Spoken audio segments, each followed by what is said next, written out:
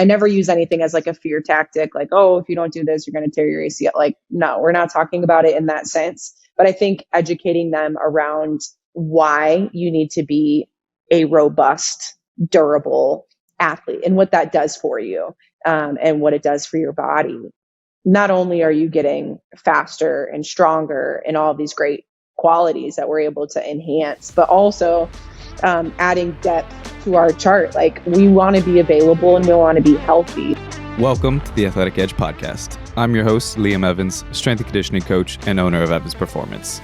This is a podcast tailored for athletes, coaches, and parents interested in every facet of athletic development. Join me and guests from around the world as we dive into game-changing tools and expert insights covering strength training, performance enhancement, and long-term athletic development strategies. Uncover the keys to elevate your athletic potential, drawing from trusted resources to safely and effectively navigate your training and build your athletic edge. Welcome back to the podcast. On today's episode, we have Arianna Luther. She's a sports performance coach at Bracy Performance in Chicago. Arianna, welcome to the show. Thanks for having me. No problem. Before we dive too deep into anything, do you want to just give the listeners a quick overview and background on yourself? Yeah, so my name's Arianna Luther. I am working at Bracy Performance in Chicago, as you stated, coming out of 10 years in college athletics. I started in 2013 was my first ever internship. So I guess 11-ish years now. And so I did, the classic route. I did a bunch of unpaid work as an intern, and then did a GA position at TCU in Fort Worth, and then a couple full-time positions as well after that. Most recently, University of Miami in Coral Gables, Florida, and now I'm back in Chicago. So that's a quick blurb on me. How you liking being back? That's where you're from, correct? Yeah, so I'm from here. So my family's there. Some of them are in the city, some of them are in the surrounding areas. And so it's been a while. So it's good to be back and be able to kind of see them whenever I want, besides just Christmas Day, pretty much. So now I can be involved in birthday parties and Easter and just all the other things that come along with it. So it's good. It's been good so far. Super grateful. Yeah, and how has kind of getting out of the collegiate sector and into the private sector been? Is it a completely different schedule for you, or are there some similarities?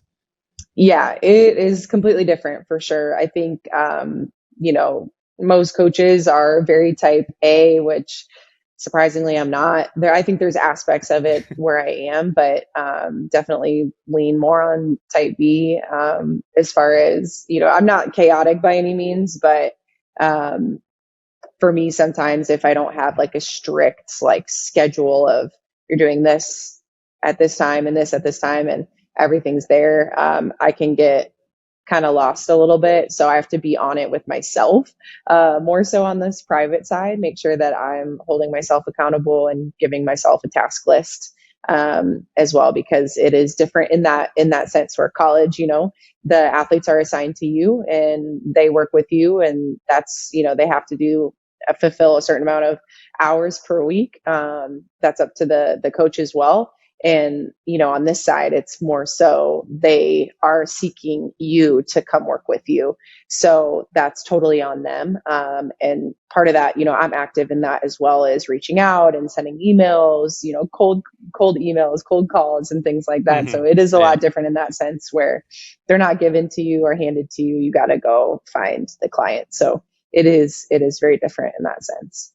And going more to your collegiate experience, for any high school athletes that may be listening that maybe are transitioning or thinking about transitioning to collegiate athletics, what is kind of the schedule? And you talked about they have their hours set and everything kind of all for them. So could you go into a little bit of like a day in the life of these collegiate athletes, or what can be expected? Because I think some high school kids they go in kind of blindfolded. They have no idea what to expect. Obviously you have recruiting and you hear all the good things and this and that, but it is almost like having a job while you're also studying.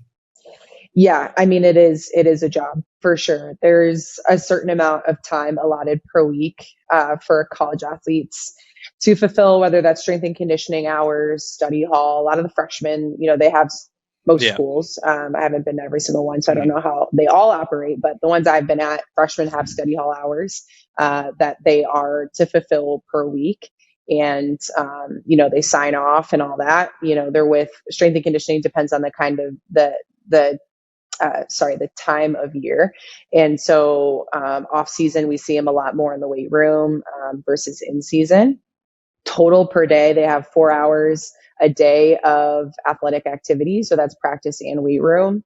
And so 4 hours is a lot of time if you think about it. Yeah. I know there's 24 hours in a day, but you're sleeping for hopefully 8 of those, and 8 to 8, 9, 10, which college students, we know they're not, because they're trying to have a social life too. So it's pretty jam packed. They wake up, whether they have strength and conditioning in the morning, practice in the morning, or if it's in the afternoon, whatever, that can take up to 4 hours of time, which is pretty much like your whole morning. And then they have class the rest of the day. So now as you get to like more so seniors than anything, they'll be like, oh, I have class, just on Wednesday, and that's it. I'm like, Yeah. what? Like, because they're finishing up their degrees, so their schedules look a lot different. But for freshmen, say a lot of them might come in the summer and get some like general classes out of the way in the summer before they start trying to get ahead a little bit.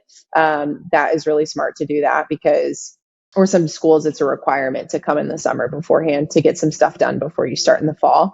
That helps them kind of take a load off. But I think relying on teammates is big, sophomore, junior, seniors, everyone else who's been there already. Relying on them has been really big. We have coaches, head coaches that would assign certain athletes to, hey, make sure so-and-so's okay. Freshmen, can you take them to, so-and-so building over there to make sure that they're getting to their math class okay, different things like that. Yeah. So they're definitely taken care of.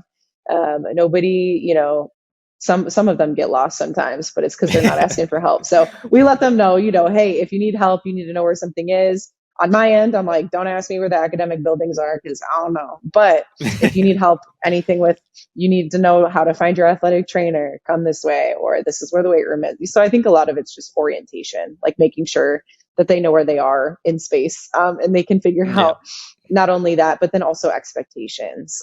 Expectations coming in, those things are set off the bat, especially from head coaches and then strength coaches as well.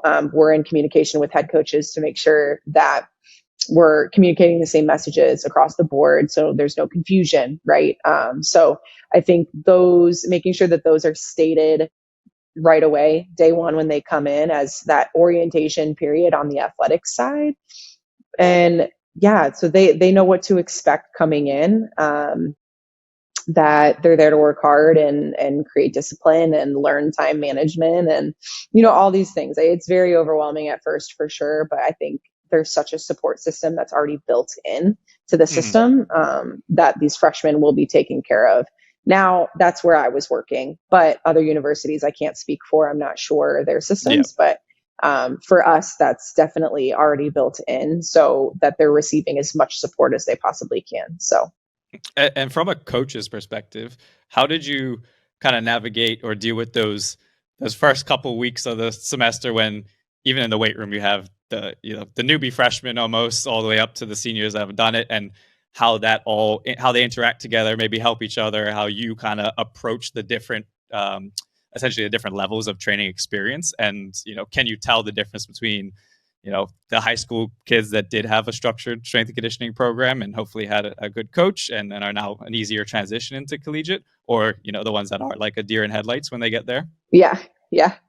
A lot of them are deer in headlights.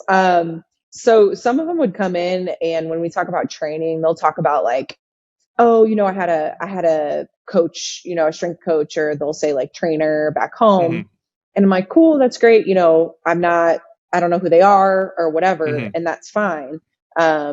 They can verbally tell you one thing, but we need to see it. So I take them through a foundational program, because student athlete health and safety comes first. So I take them through a foundational program first. When they go through that, then from there, I make an assessment.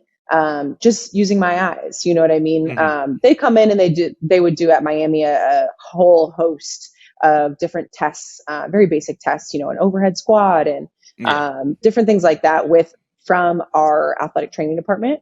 But then, they would be in communication with us as well of, this is where this person's at. This is where they need to be. This is what we should do in the weight room in regards to XYZ. So many different factors. Most of them training age is going to be 0. So I come in expecting that. But verbally they can say one thing, but then physically it's like, hey, let's go through this foundational program. If you blow it out the water, great. I'm not going to hold you back. We're going to move you forward. I'm not going to have you do body weight squats for 10 years when you've been front squatting, 1.4 times your body weight the last year. You know what I mean? So that's not the case for most of them. But I tell them, we're not here to hold you back. I just need you to prove it to me first, which gives them a little bit of a challenge. Prove it to me first, and then we'll move you on. No problem. But if you're struggling with these things, we just need to ingrain these movement patterns a little bit longer. And I try and teach them, because they can get impatient sometimes of like, I just want to be with everybody else. But we have to separate them out due to safety. So I make sure I communicate that. Typically freshmen, we literally split them. If I can get them in a separate group completely, if we time allotted for that, I would do that. That's best case scenario. If not, we typically had interns that would help. And so, I would be with the freshmen so I can really hone in on them, make sure they're doing stuff right. And my interns would be with the kids that already know what they're doing. So that would be the way that we would kind of organize it, and had good success with that. And I just need 2 weeks and see where everybody's at. Maybe, the first week you have a good idea. Second week, they're kind of getting used to the flow of the weight room and how things function. And then, if some need to slide over with the sophomores, juniors, seniors, great. And then if some need to stay in this kind of foundational program, then we would do something like that. But you got to communicate those things as well, because they can get frustrated sometimes. Hey, why am I not with the other group? But safety is first, technique is over everything. And you'll get there, don't worry. But this is a slow cook 4-year process, and we can't just get it going right away. So I find myself having that conversation with a lot of youth and high school athletes, especially, that come in and maybe their friends have been with me or with a coach for a few years, and they're just coming in and they immediately want to do everything that their friends are doing. It's like, trust me, you'll get there. It's just let us get through this first process, and we'll get you to that program.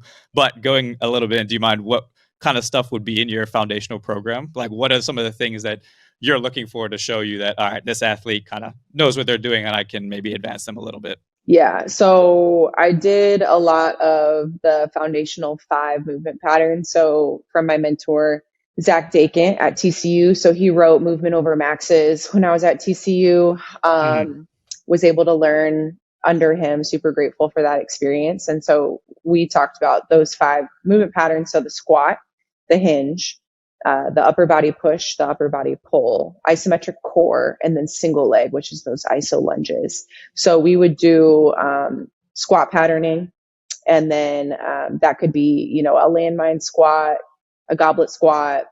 Start with body weight first, of course, and then go into like a landmine squat, a goblet squat, maybe to a box or full range of motion, a freehand squat, a front squat. Back squat is very, very last. That's the most advanced progression. And I didn't typically back squat my athletes a ton, because we didn't get there. And B, it would cause sometimes, just even when you do it right, some lower back issues, would kind of exacerbate maybe something that wasn't there before. So I'm like, it's just not worth it. It's a great exercise, nothing against it. I just wasn't using it a ton, and we were still able to get great work out of a front squat. So that was that. And then the ISO core is a plank series, super simple: front plank, side plank, side plank. And then the ISO lunge is just a split squat position. I just raise up off the ground, like maybe not even an inch, and I hold that position. I can add weight or not. It's pretty intense, but basically we would do the same lift Monday, Wednesday, Friday. So they see it 3 days a week. because it's really just working patterning. Because if I want to get good at patterns, I need to see it multiple times a week. So that's the philosophy behind that, is getting in those positions as much as possible, seeing it as much as possible. And for the freshmen, like, neurological adaptations are going to take over. And, because they're not a youth athlete per se, but when your training age is 0, they're going to pick up those things really quickly. They're going to get strong pretty fast. So I think just working the patterns first, and then we can add load over time, just simple progressive overload with them. I've seen success with, because you rush it too quick, they get in bad patterns. We start loading it because they got excited, and you just don't want to be negligent in that arena, because that could be their career. So you want to be careful with these things too. Yeah, for sure. When, if at all, do you introduce maybe Olympic lift variations or derivatives or anything like that? Yeah, so I post a lot about Olympic lifts. It's honestly because I personally enjoy doing them myself. But I honestly didn't do them a lot with my athletes. So with Olympic lifts, I did them with soccer. I did cleans with soccer for sure. I worked with swimming as well. And so for me, it just wasn't, and our swimmers got after it. Like, they're savages, but with catching cleans and like snatches overhead, just, I call them loose noodles sometimes, because they're not land-based athletes, right? So some of that I was just like, this just ain't worth it to me. But we can do, loaded trap bar jumps with that type of athlete, something like that. Now, my divers, I consider that, yes, they dive into water, but it is a land-based sport because they're jumping off of a springboard. Yeah. So for them, and they're so aware of their bodies, kind of like gymnasts, which was my background for 16 years, was gymnastics. And so they are just freak athletes. So they clean, snatch, jerk. They would do all that stuff because their entry into the water is overhead. So especially off of a 10-meter platform, it's like hitting concrete. So you want to make sure the shoulders are stable. Yeah. So it's just different. It depends on the athlete. I know it depends is always a phrase we say, but it really does depend on the athlete and what they're able to, what their sport is. And naturally, I know divers are a little bit more athletic, like land-based athletic movement. So I trust them with, clean snatches, jerks, and all that. The jerks make sense because they enter the water overhead. Swimmers, like, shoulders are very, very important. So do I want to put them in that risk when I can do loaded trap bar jumps, So it just depended. But when I introduce it, if I'm doing Olympic lifts with the team, you want to introduce it as early as possible, whether that's just like, I don't like wasting my time with a bunch of I don't see it as a waste of time per se, because you can always get something out of something, right? Yeah. In my opinion, but a ton of dowel work or like PVC pipe work, I mean, yeah, you can just like sit there and do it all day, but it's not the same thing as a bar. So it's like, maybe you do it for a day, but I probably wouldn't do that every single day. You see them for 4 weeks, 5 weeks, I just feel like I'm wasting my time. There is a learning curve with it. It's the most advanced, in my opinion, movements that you can do in the weight room. So you got to assess what kind of time and space you have, and what's going to be worth your time with what you have. So, and what you're comfortable teaching. Not everyone's comfortable teaching these movements. So with soccer, I mean, I taught it right away. If they can do an RDL, they know how to hinge already. We went through the foundational program, then we can start doing a little bit more advanced techniques with it. Now, freshmen, part of the foundational program is learning how to hinge. So if they don't know how to hinge, like, we're not doing these complexes unless it's from power position, which is just right at that hip crease, and they're coming up and they're doing shrugs, or we can do complexes for sure. But if they don't know how to hinge, we're not doing anything from a hang position. So it just depends, again, where they're at in the learning process. Yeah. Even just on that, for those that may not know what a complex is or why we would use it, do you want to touch on that real quick? Yeah. So barbell complexes are great. I think you could even, I've seen people use it. You could use it as like a conditioning tool at the end of a training session. Lots of great uses for it, for sure. I think putting pieces of the puzzle together, right? Whole learning. I mean, it's being able to put, like, if I'm going from power position and I can do a shrug, or we just call it like a clean pull, because I don't love the word shrug. But like just a clean pull. Then we go clean high pull with a little bit of an elbow bend. Then we go maybe a muscle clean to a front squat. It's really just putting all of the pieces of a clean together and Hmm. just breaking it up. So it's for learning, right? That's so I can see each piece of it. It's like drills for, I think about gymnastics. I don't know if anyone Yeah. listening knows anything about gymnastics, but when you do drills for the whole, what the end product should be, the drills are leading up to the end product, and it helps kind of piece it all together. So I think it's just helpful in a learning process when you come in, maybe you're a Bambi freshman, you have no idea what's going on. And so it's like, let's take it one little small bite at a time. And then one day we'll put it all together. It just makes it less overwhelming too. Yeah, exactly.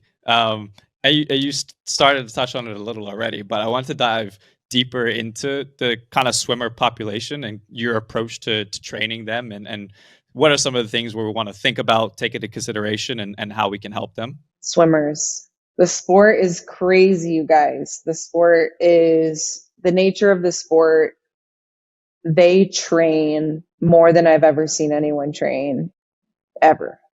They swim and they swim and they swim and they keep swimming, just keep Just swimming. keep swimming. So I think the hardest challenge I had as a strength coach for them, specifically that population, is when I get them in the weight room, there's nothing left to give. Hmm. They have nothing left to give. They have just spent. They are spent. They come in kind of, that glassy eye look, kind of glazed over, just like one more thing on the list. Lights are on, no one's No home. one's home. No one's home. So, yeah, so that is just the nature of the sport. They swim, they got their days that are doubles. Yeah. For us, it would vary. They would do doubles. They would swim for 2 hours in the morning, 2 hours in the afternoon. Not really 2 hours, because we got, if they have strength and conditioning, then they would cut down maybe morning or afternoon practice down by just a little bit so they can get in like a 45-minute session with me, to fit that 4 hour window that we have of activity. So, but the days that they're not with me, that's a full 4 hours of swimming. And so there'd be 3 to 4 days of doubles. They swim on Saturday morning as well. Sunday would be off. And then all the other days that are not double days, they're swimming singles. That's another 2 hour practice. So it's just, yeah, it's a lot of training. It's a challenge to get those types of athletes strong when between practices, there's not much time. They go straight to class. So if they're not planning meals, they're not really eating. So getting them to eat enough was already difficult, because if I want to pack on lean muscle mass, we know you got to be eating enough. You got to be getting the calories in. And if you're not, then what are we doing? We can have the best strength training program in the world, but if I'm not eating enough, how am I going to be gaining the lean muscle mass? So that's tough. It's tough, Yeah. for sure. But we're able to work around some things. Like, my girls were so strong, as well. But, like the typical, I could get a diver to be able to front squat 1.4 times their body weight. But like for my swimmers, it was just really hard to get, like, they weren't there at that. And that marker is not everything. That marker Yeah. is very difficult. Like, I'm barely there myself. Okay. And I don't have another sport to worry about. So, but it's just a different type of athlete. And like, what's strong enough for someone like them? Can we maintain what our baseline was and try and get and push the baseline a little bit?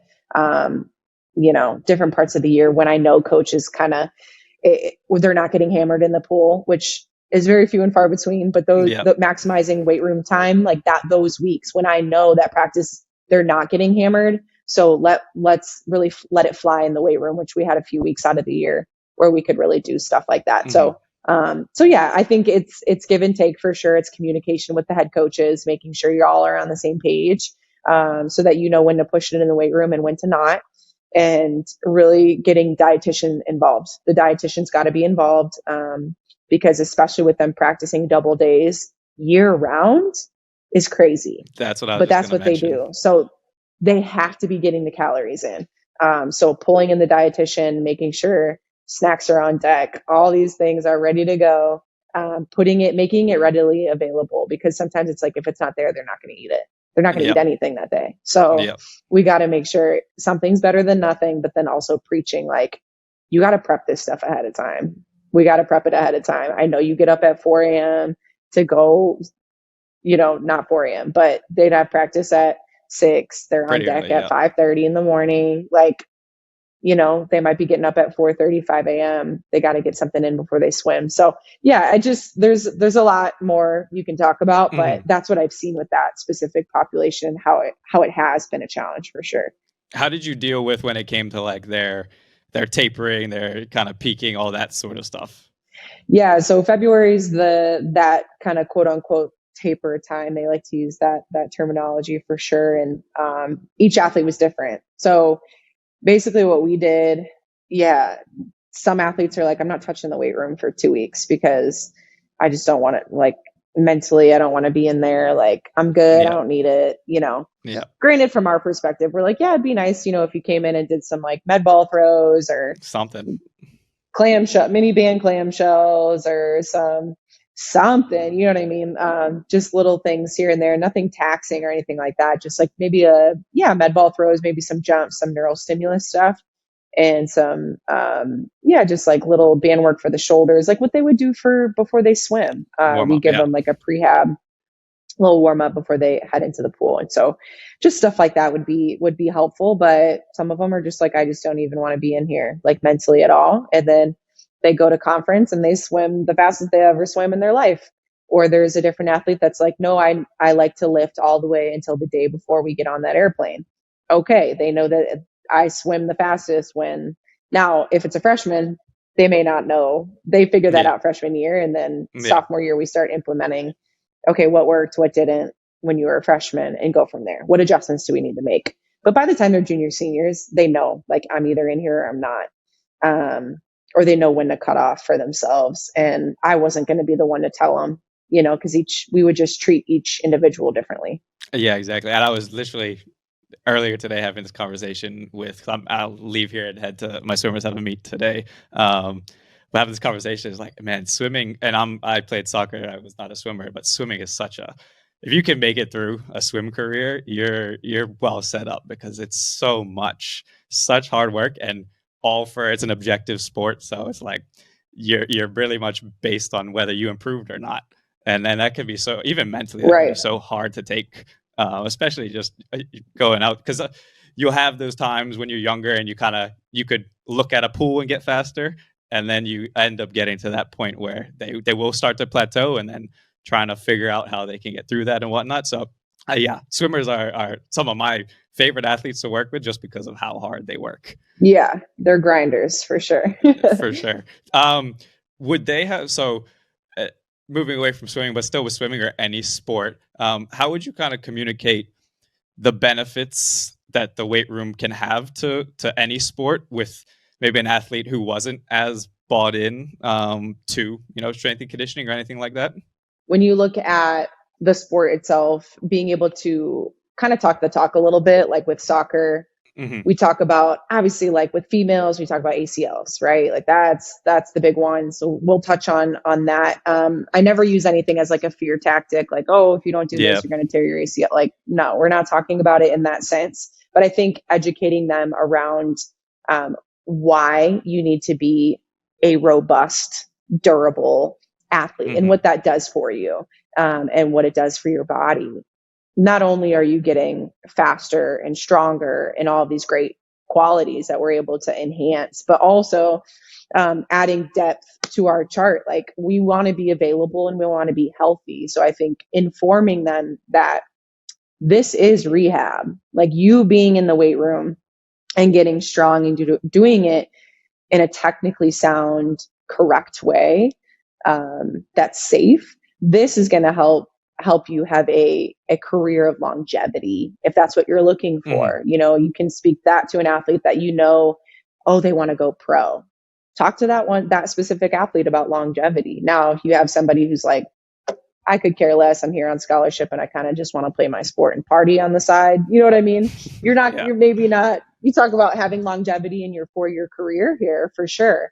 You can speak on that, but to them, like talking about longevity and pro-life after college is not going to resonate with that person. So you might have to change your language a little bit in how you communicate to that person. But yeah, I think being healthy, having the durability, being able to explain, hey, by minute 70 out of 90, how are we feeling? Are you feeling gassed? Do you feel like your legs feel like lead weights? We can fix that. We can help with that. So I think being able to come in and educate in that way, with safety, talking about fatigue, we can help mitigate some of that stuff as well, so that they can last longer, and explain, oh yeah, when we work on power and in XYZ ways, and all these ways that we're doing it, that, and then repeated power as well, that you can still be a little bit more powerful, even on minute 70 of a game. Had you not strength trained at all, you trying to be powerful in minute 70 is going to be incredibly difficult. So I think just making those parallels for them is going to be helpful, or sometimes making jokes. I'm like, do you like it when your opponent beats you to the ball? Like, do you love that? Is that so fun for you? Depending, I'll make jokes and stuff for people who can handle it, right? Yeah. And it's like, no, like you want to push her out the way and you want to get there first, right? So we got to have speed. This is why we train speed, and change of direction. So I think, yeah, just relating it to their sport and reading the individual and knowing how they communicate and communicating it in a way that they receive it. So that takes a lot. How did you find getting them to kind of lift with the soccer population lift in season? Honestly, they loved being in there just naturally. I don't know if I did anything in particular. Other schools that I had worked at, like, it was pulling dang teeth. Yeah. And honestly, there was only so much I could do, because if the head coach is like, thinks that it's not important, then like, no matter what I say, won't matter. If the head coach is literally telling the team that this doesn't matter and then sends them to the weight room, I'm fighting a losing battle here. Okay. Yeah. So I think, when I was at Miami though, the coach, oh my gosh, she loved getting them in there. And so that was coming from her as well, that this is important. And so the girls, maybe that was it. The girls just love being in there, and we would have so much fun though. We would blast the music that they wanted to play. And we had sports science. So they're doing all this stuff. It's being communicated why we're doing it. They're trying to beat their numbers on their counter movement jumps on the force plates. Like we're having fun with it. There's science behind what we're doing, and they're seeing the results. So I think all of that, plays a factor in like, okay, this is why we're doing what we're doing. And, oh, did you feel faster at practice today? Oh my gosh. Yeah. Like my legs feel fresh. I feel fast. I feel good. And it's like, yeah, like these are all the things we've been working on. I'm glad it's translating, And so I think that's been helpful, but you got to get everybody needs to be on board. The coaching staff needs to be on board. If they're not, you can try your best, but it's tough. Yeah. Yeah, exactly. Would you do any like isolated speed work or anything with them? We did soccer. We did speed all spring. We really, really honed in on 8 weeks of speed. We did Excel and Max Velo work consistently too. When we did it consistently, they got faster. Like it was just, it was awesome to see that, and they felt it too. So yeah, we did that all spring, but once summer comes, you give them a summer packet and you just pray to God. Yep. You just start praying. I hope you do it, and then they probably don't. And then they come back and we get injured and we're like, well, some of it's like freak accident stuff, of course. Yeah, and then some of it's like, your body's not ready. They come back August 1st. And then like some of them would come back summer B and be there, but not many. And then most of them report at the end of July, the very end of July. August 1st was report date. And then we would have a exhibition game August 5th. So 5 days later, we're already playing a game. Like body's not ready for it. So of course, like we had injuries and things that happened. And it sucks. It sucks to watch it, because it's like, there's only so much you can control. Like I can't spoon feed you over the summer. I can't fly to all these different states to make sure you're doing what you're doing. Like it just doesn't work that way. So That's the hard part for sure. How did you approach, or your coach? I don't know who did it, but as far as coming back, when they do come back from the summer, and maybe some of them haven't, like you said, haven't been keeping up with whether it's the weight room, but also maybe just conditioning or anything like that. Was it like throw them into the fire, or did we kind of ease them back in, find a way that so hopefully we can, not have too many injuries and things like that? Because I just remember coming back. My college coach was an interesting guy. We would do like from day one, 3-a-days, play a game every day for 2 weeks straight. By the end of the preseason, the whole team was injured, hurt in some sort of way. It was not an enjoyable experience at all. No, it's not. From our ends, like I ease them in because by the time they get there, like we're already in season. So it's like from a strength perspective. And then the time that I was given in season was like 20 minutes once a week. Yeah. There's not like physiologically, there's not much I can do to change things. So I just would do the best that I could. We sometimes got a second day. If we played a game, that second day got canceled every time. So we'd be training once a week. And I would get like 20 to 30 minutes. So it's like, there's just not much I can't do. I can't do much with that time. So it's tough. I would sneak stuff into the warm up. I would sneak it in there because I'm like, what can we do every day? We warm up every day. I warm you up at practice every single day. So we're going to get in. We would do like max velocity work we would do a couple buildups and then we would get into some max velo, like float, sprint, float, or sprint, float, sprint variations. And we would get in like 2 reps at the very end of the warm up, send them into practice. So at least they're getting exposure. Yeah. So that we're not like pulling or tearing hamstrings. And we didn't get a lot of hamstring at all. Thank God. We would get more so like quad pulls and things like that. A lot of quad stuff. So yeah, or trying to mix in some decel work into the warm up as well.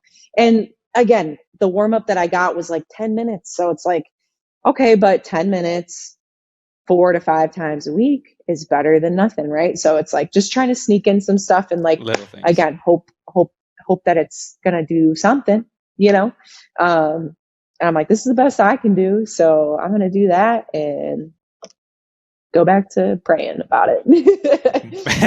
Was their coach / you more of they kind of got fit through or game fit through just training and playing the game and stuff, or did the coach want them to do isolated conditioning work?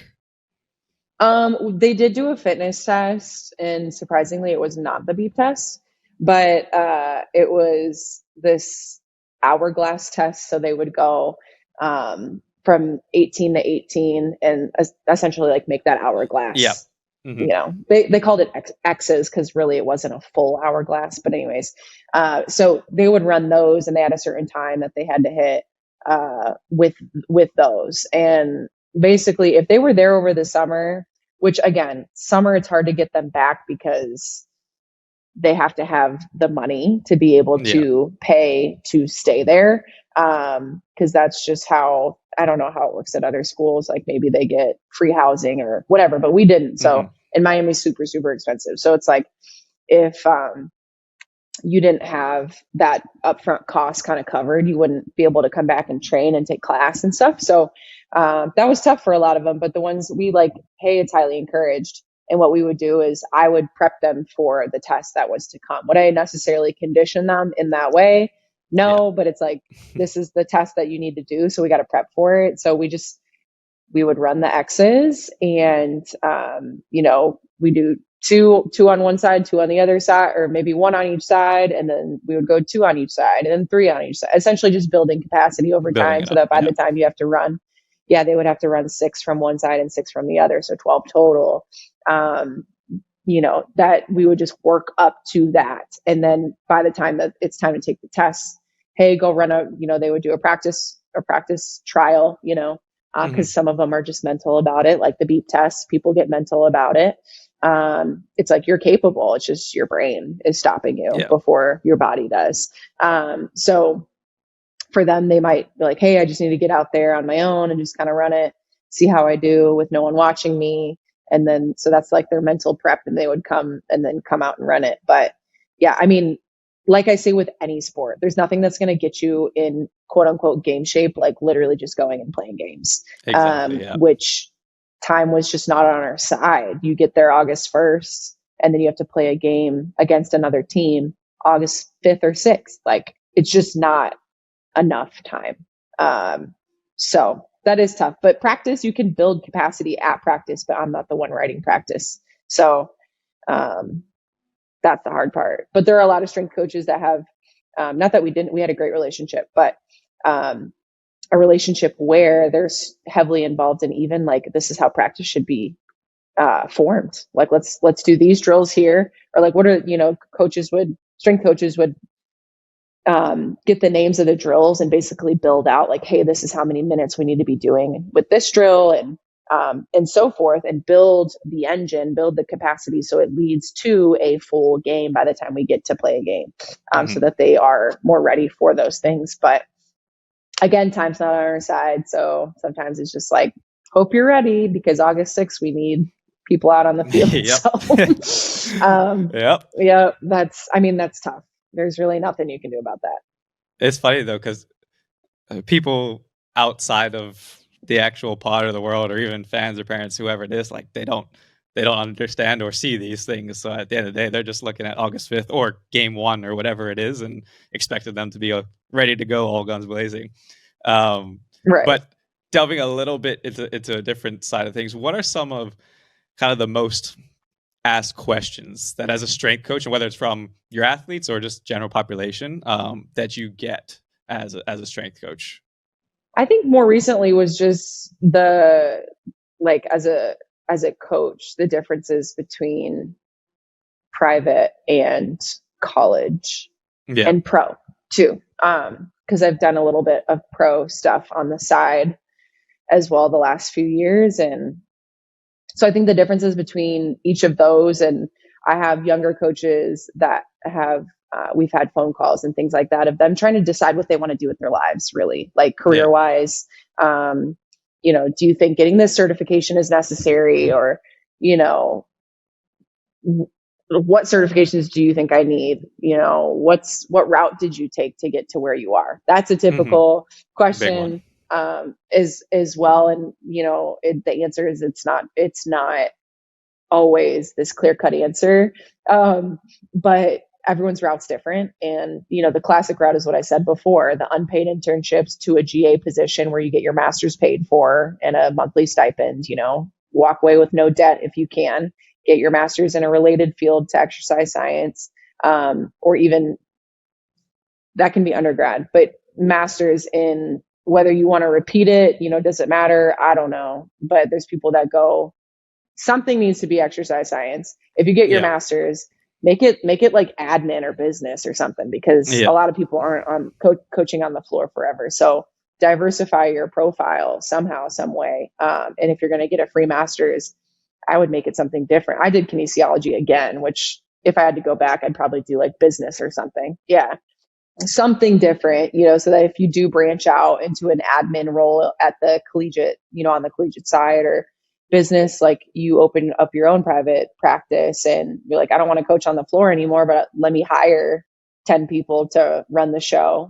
And I'm going to be in the back operating this whole thing, cause I'm tired of being on my feet, so it just, it depends on what you want to do with your life. But those are like typical questions that I get, a lot, or people will ask me like questions about the CSCS, and I'm like, I don't know. I took it in 2016. It probably changed. So, I'm not sure the full scope of how it's different now, but the SCCC for the collegiate strength and conditioning, I can tell you the full gamut of how that's run because I have it.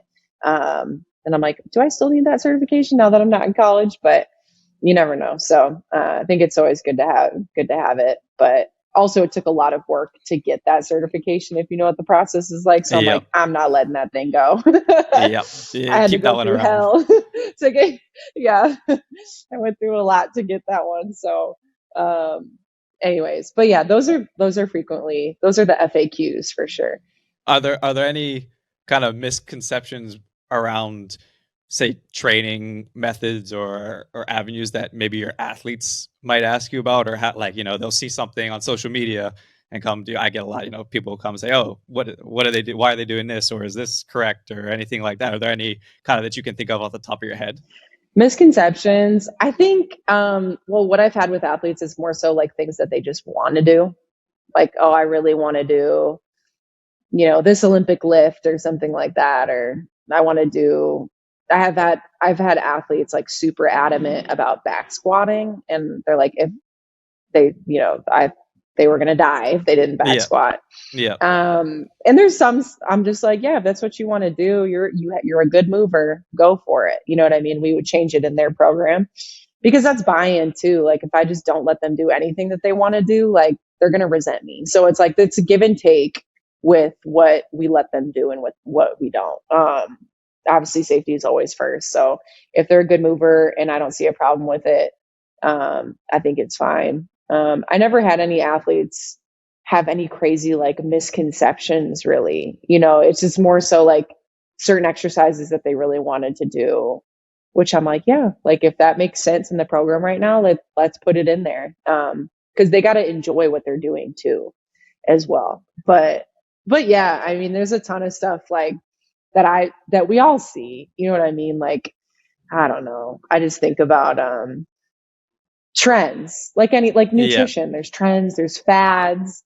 We don't always need to go into those things, but I just posted today about like deep ranges of motion. yeah, And so like that's a method of training. Is it wrong? No. Is it, I, or could people see it as wrong? Sure. Oh, that's going to hurt my knee. Like there's just different things where it's like, well, yeah, if you have knee pain already, maybe don't put yourself in pain. You work within the range that works for you, that's not in pain, and then yeah, address your pain with a physical therapist, So yeah, there's just like, should I squat all the way down or it doesn't count? You know what I mean? Like there's just so many different things out there. But honestly, if you're training quality is just through the roof and you're doing it well, everyone's safe and people are getting stronger, the results are there. yeah, That means that it works. You know what I mean? There's things that you can measure and there's things that you can't. Like would I go out to yes, we do have beaches here in Chicago. Would I go out to the beach at over by Lake Michigan and run through a ladder on the beach? Probably not. You know what I mean? Like that's not going to help you with, when do you ever play on sand? You don't. But to get out your shoes a little bit and you just want to have fun and get some sun in the summer, go for it. You know what I mean? But I'm not, the reason behind it is not let's get faster, let's get more agile. Like I'm not, no, there's certain things that we just don't do. yeah, exactly. Or having, whether it's even the athletes or even the sport coaches, because you'll still see some that have, they may be a little stuck in their ways, especially maybe if they're older or something, of how they used to do it, how it's always kind of quote unquote been done, and it's like, oh well, maybe them running 20 sprints before training starts, to build their mental toughness, quote unquote, is probably not necessary. Let's see if we can look at other avenues. But yeah, anyway, I don't want to take up too much of your time. I know you're busy. So final question I just wanted to leave with is, do you have any advice for any aspiring, high school youth athletes going into whether it's collegiate athletics or just life in general? Yeah, I think I always say this, the earlier that you can get to know yourself and build self-awareness, the better off you're going to be with literally anything that you do. So building self-awareness, meaning like knowing what you need, knowing who you are. And you don't need to know who you are tomorrow. This takes time. Like there are people that I know that are I'm in my 30s now, fortunately and unfortunately. I think it goes both ways, right? These people don't know who they are. Like you think it gets better, they don't. Sometimes it doesn't. So I think starting to work on these things now is so big. I'm a big proponent of therapy. Going to therapy helps you understand yourself better. When you understand yourself better, you know what you need. When you know what you need, then you can communicate those needs to a coach, to a head coach, to an assistant coach, to a dietitian, to a strength coach, to your teachers, your professors. Like these things go hand in hand. Instead of just like no plan, just floating in the wind, trying to figure it out. Does that work too? Yeah, you learn by falling and getting back up on your feet for sure. But I think building self-awareness is, if you can start doing those things now, do it now. Where do you start? Therapy. You start with therapy. Build those things now, because when you do it, it helps you become a better person, become a better athlete, know what you need, and be a better communicator, a better leader on your team. Like, there's just so many great things that come from that. And sometimes it's just life experiences that help get you there too. So sometimes you just need a little time to figure those things out, and that's okay. But when you can start being active in that, you're going to be better off. Yep. Couldn't agree more. Do you want to just tell people where they may be able to find you?